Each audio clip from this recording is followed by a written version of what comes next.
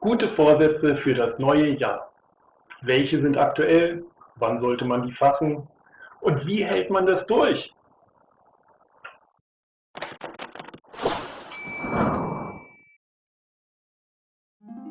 Fast jeder zweite junge Mensch hat gute Vorsätze und setzt sich bewusst Ziele. Ich habe dazu eine ganz schöne Sammlung gefunden. Ganz hoch im Kurs sind dieses Jahr allerdings laut einer Umfrage weniger Stress, mehr Zeit für Familie und Freunde und interessanterweise klimafreundliches Verhalten. Bei den älteren Menschen fasste nur noch ein Drittel gute Vorsätze. Jedem Zweiten fiel es schwer, die Vorhaben vom letzten Jahr noch umzusetzen. Bei vielen von uns bleibt am Ende nur übrig, dass man sich eigentlich Ziele setzen möchte. Okay, so läuft das normalerweise. Aber wie ist es in Gottes Reich? Was sagt die Bibel dazu? Und insbesondere, wie können wir unsere Vorhaben durchhalten?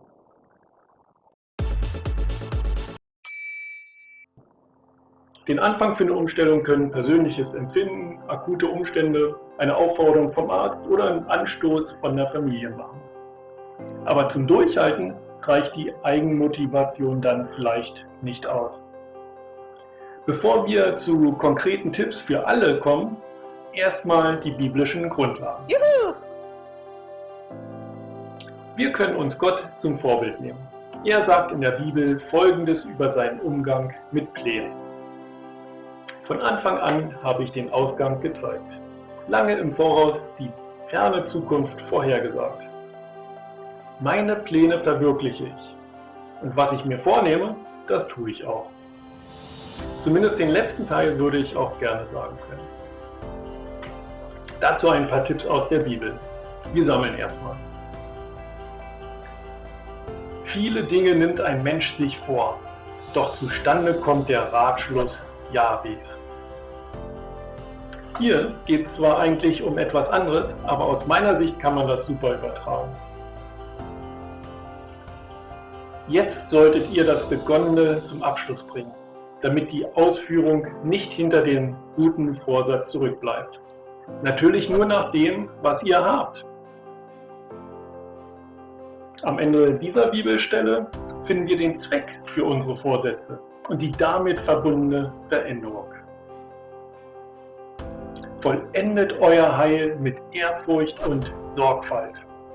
Denn Gott bewirkt den Wunsch in euch, ihm zu gehorchen und gibt euch auch die Kraft, zu tun, was ihm gefällt. Tut alles ohne Murren und Diskussion, damit euch niemand Vorwürfe machen kann. Als untadelige Kinder Gottes sollt ihr wie Himmelslichter mitten unter den verdrehten und verdorbenen Menschen dieser Welt leuchten. Und noch ein Zweck für uns. Es bleibt also dabei, dass einige in die Ruhe hineinkommen werden. Wir wollen doch Ruhe und Frieden, oder? Es bleibt also dabei, dass einige in die Ruhe hineinkommen werden, obwohl die, die als Erste von der Rettungsbotschaft erreicht wurden, durch ihren Ungehorsam ausgeschlossen blieben. Gott hat nun für eine neue Gelegenheit gesorgt, ein neues Heute, von dem er lange nach jenem Geschehen durch David gesagt hat: Wenn ihr heute Gottes Stimme hört, verschließt euch seinem Reden nicht. Okay. Jakobus spricht hier natürlich von unserem liebevollen Schöpfer. Aus freiem Liebeswillen hat er uns durch das Wort der Wahrheit neues Leben geschenkt, damit wir gewissermaßen die ersten Geschöpfe seiner neuen Schöpfung wären. Wenn ich mir diese Sammlung so anschaue, dann wird es für mich klar. Wir sollten unsere Vorsätze oder Ziele entsprechend Gottes Wünschen wählen. Natürlich auch entsprechend unserer Fähigkeiten. Und mit Ehrfurcht und Sorgfalt planen und umsetzen wäre gut. Idealerweise auch ohne Murren und Diskussion, damit wir als untadelige Kinder Gottes wie Himmelslichter leuchten, so die Botschaft des Lebens anschaulich machen und in die Ruhe Gottes kommen.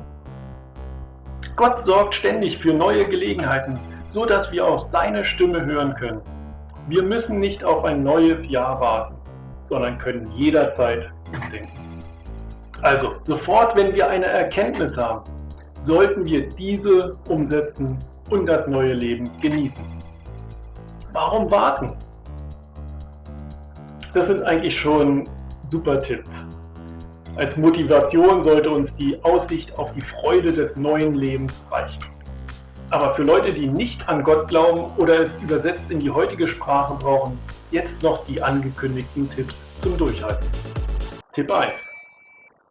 Nimm als Vorsätze sogenannte SMART-Ziele.